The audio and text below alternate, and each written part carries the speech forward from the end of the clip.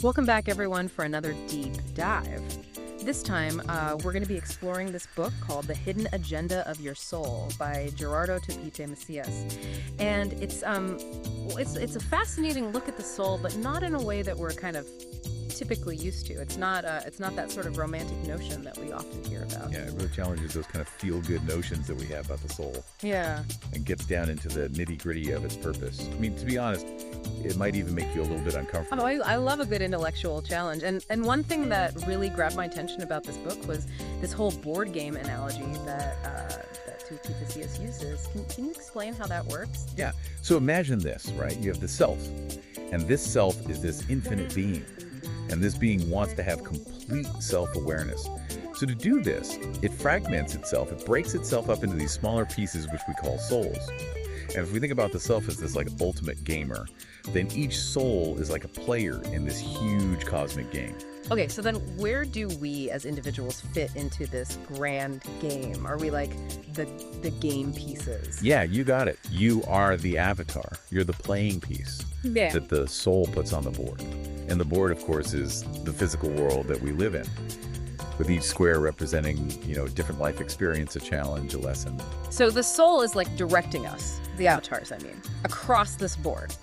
But we have no idea what its plan is. That's where the whole hidden agenda thing comes in, right? Precisely. The soul is calling the shots. It's moving us through these squares of experience. But we as personalities, we're only aware of the square we're standing on. We're just focused on what's right in front of us, completely oblivious to the soul's, long-term strategy.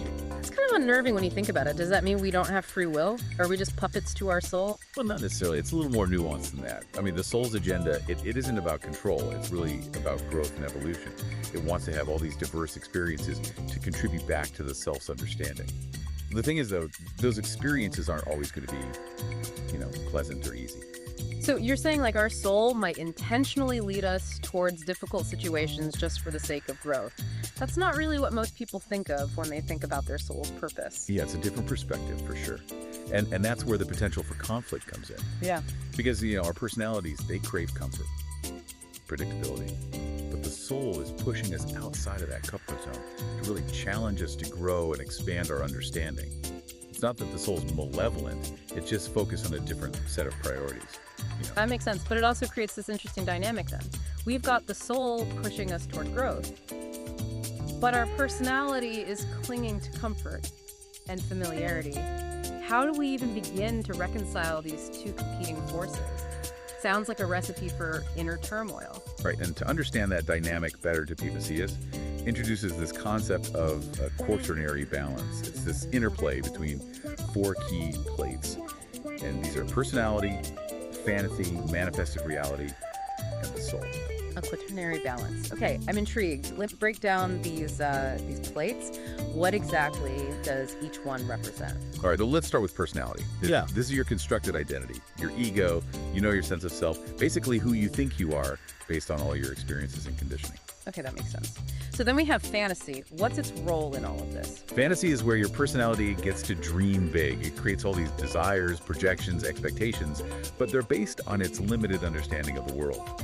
And really of the soul's intentions, too. So fantasy is kind of where our ego runs wild, making up all these scenarios that may not be what our soul actually wants for us. Exactly. And then we have the third plate, which is manifested reality. This is what actually happens in the physical world, like the experiences you have. And according to Topete Macias, it's actually the soul that dictates what manifests in your reality. Wow, that's a pretty big idea. So even if our personalities are off, dreaming up all these scenarios, it's ultimately the soul that's shaping our experience. That's right. And that's where the conflict can really come in. Yeah. Because the personalities are so fixated on their fantasies, what they want to have happen, that they often misinterpret the soul's intentions.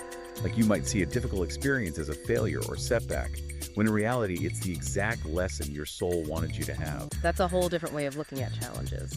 But if we're so disconnected from our soul's agenda, how do we start to even understand its messages and align ourselves with its goals? It's like we're operating in the dark. And that's the key question. Thankfully, Topete Macias doesn't just leave us hanging. He gives us some practical exercises and tools to help us bridge that gap between our personalities and our souls. One that I find really interesting is called the Cross of Destiny. Okay, cross of destiny. I love a good visual. So how does this one work? Well, imagine a cross with 4 arms. At the top, you have vision, your aspirations, the legacy you want to create. Think of it like the crown chakra representing your highest potential. At the bottom, you have your past experiences. It's like the foundation, grounding you in reality. So we have this vertical axis representing our journey from past experiences to future aspirations. What about the other 2 arms of the cross? Okay, so on the right side, you have reflection. This is where you actively analyze your experiences, question your assumptions, look for patterns. It connects to your right hand, symbolizing action, the masculine principle. And I'm guessing the left side is where intuition comes in. You got it. Intuition is all about listening to that inner voice, that gut feeling, that often knows more than our rational minds do. And it aligns with the left hand, which represents receptivity, the feminine principle. So by using this tool, this cross of destiny, we can actually start to map out our soul's journey and maybe start to understand why we had certain experiences in our past. It's like we're finally getting a glimpse at the game board and the soul's strategy. Yeah, exactly. And remember, it's not about rigidly following some predetermined path. We still have free will in this game. The cross of destiny is more like a compass, helping us align our choices with the soul's, aspirations. I'm starting to see how this whole hidden agenda thing can actually be kind of empowering instead of something to be scared of. It's more like we're being guided towards our highest potential. Right, that's the shift in perspective that Toki Macias is trying to encourage.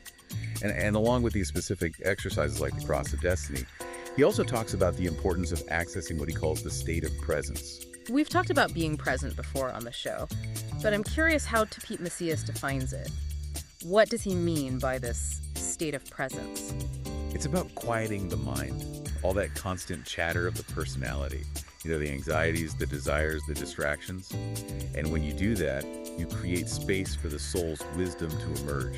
It's like turning down the volume on all the mental noise, so you can tune into a deeper frequency. I see what you mean. It's like in that stillness, we can finally hear the soul's whispers, those subtle nudges and guidance that we might otherwise miss. Exactly.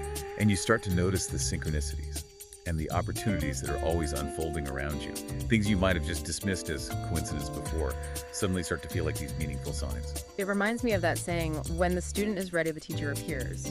Maybe when we cultivate this state of presence, we become more receptive to the lessons and guidance our soul is trying to give us. I like that analogy.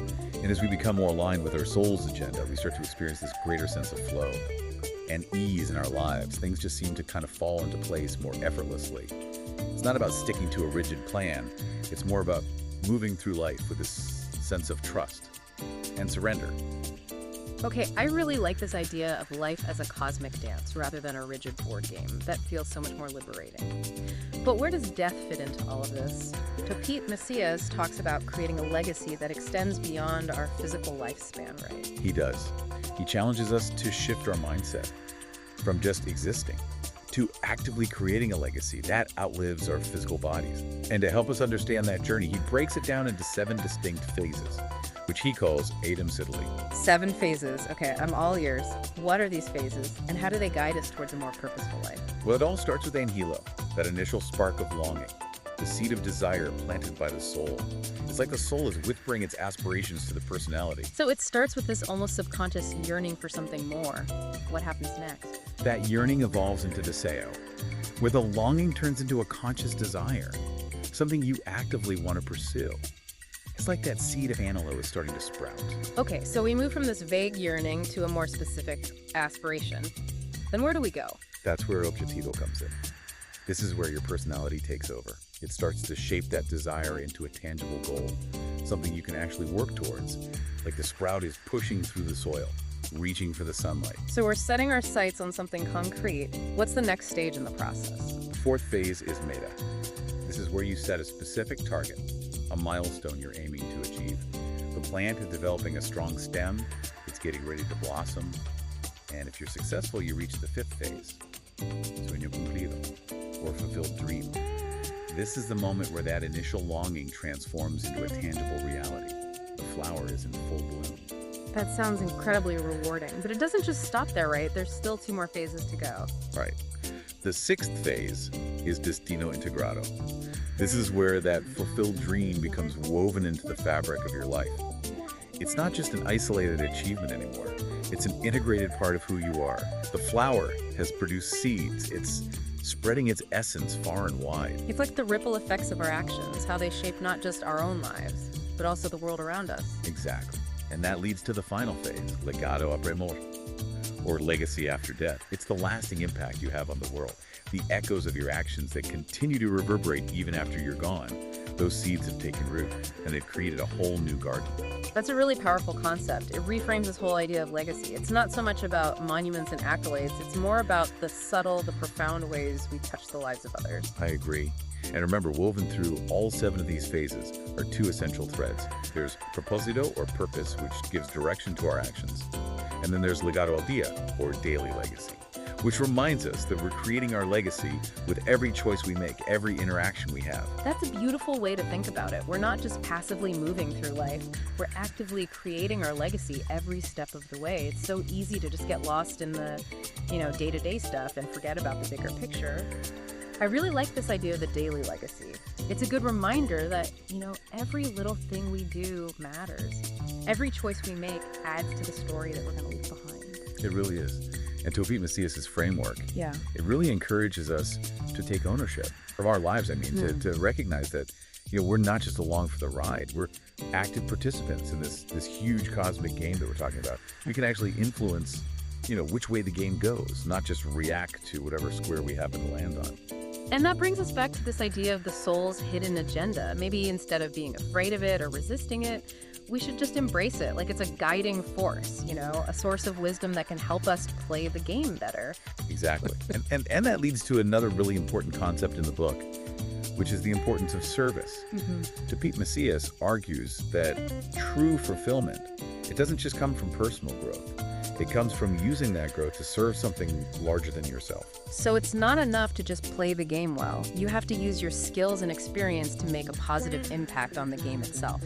It's like we're not just individual players. We're all part of a team, working towards a common goal. I like that. That's a great way to put it. And that's where legacy and service become so interconnected.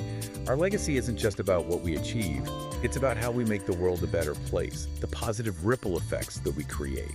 It makes me think about those moments you have sometimes when something just clicks and you suddenly understand something in this really deep way. It's like a little message from your soul saying, yeah, you're on the right track. Right, and Pete Macias really encourages us to pay attention to those moments, those flashes of insight, the synchronicities, those gut feelings that often guide us towards our soul's path. It's like we all have this inner compass, and the more aware we become, the more clearly we can hear its guidance. It's like we're all pieces of this huge puzzle, and our soul is helping us find our perfect fit. So as we wrap up this deep dive, what's one key takeaway you hope our listeners will walk away with today? Well, I think the most profound message, and to Pete Macias's work, is that our lives have meaning and purpose, even if we don't always understand it. And by embracing this idea of the soul's hidden agenda, and by consciously, engaging with our experiences and listening to our intuition, we can tap into that deeper purpose and create a legacy that truly matters. It's a great reminder that we're not just here to exist, we're here to evolve, to contribute, to leave the world a little bit better than we found it. That's a good place to end, I think. I agree. And I encourage our listeners to keep exploring these ideas, delve deeper into Pete Macias's work, and really embark on their own journey of self-discovery and soul alignment. This has been an incredible deep dive, and I have a feeling this conversation is just the beginning. So until next time, fellow explorers, keep seeking, keep questioning, and keep diving deep.